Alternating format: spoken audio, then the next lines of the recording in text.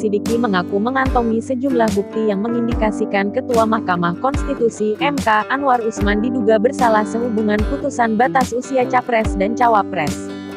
Ketua Majelis Kehormatan Mahkamah Konstitusi (MK) itu mengatakan, sejumlah bukti terkumpul setelah MK memeriksa semua pelapor yang berjumlah 20 orang. Selain itu, 9 hakim konstitusi juga sudah terperiksa. Ia menambahkan, bukti yang MK kumpulkan selama sidang pemeriksaan telah lengkap.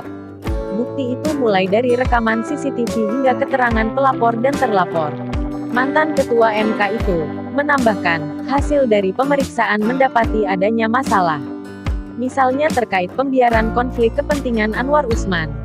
Sementara itu di tempat yang terpisah, bakal calon wakil presiden, Mahfud MD menegaskan bahwa hakim Mahkamah Konstitusi (MK) yang terlibat konflik kepentingan tidak boleh ikut memutuskan suatu perkara atau permohonan uji materi. Guru Besar Hukum Tata Negara Universitas Jenderal Sudirman, UNSUD, Muhammad Fauzan juga menilai, putusan Mahkamah Konstitusi (MK) nomor 90/2023 bisa dibatalkan. Pembatalan putusan tersebut, apabila MK menemukan pelanggaran kode etik pada 9 hakim yang mengeluarkan putusan tersebut. Jika putusan MK ternyata para hakim terbukti dengan sah dan meyakinkan telah melakukan pelanggaran kode etik, maka dalam perspektif moral, putusan yang telah diambil tidak memiliki legitimasi secara moral karena diputus oleh hakim yang telah terbukti melanggar kode etik. Ucap Fauzan di Jakarta Jumat, tanggal 3 November tahun 2023. Putusan nomor 90 dikeluarkan merespons permohonan gugatan terhadap pasal 169 huruf Q Undang-Undang Nomor 7 Tahun 2017 tentang Pemilu yang mengatur batas usia minimal Capres dan Cawapres.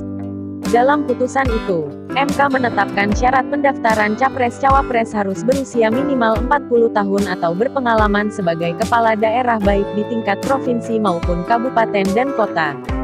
Putusan itu membuka jalan bagi putra sulung Jokowi, Gibran Rakabuming Raka untuk melenggang menjadi pendamping Prabowo Subianto pada Pilpres 2024.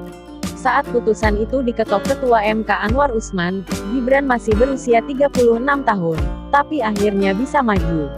Adapun Anwar berstatus sebagai paman Gibran. Menurut Fauzan, pembatalannya ada dua cara. Pertama, pembatalan oleh MK sendiri atas perintah MK.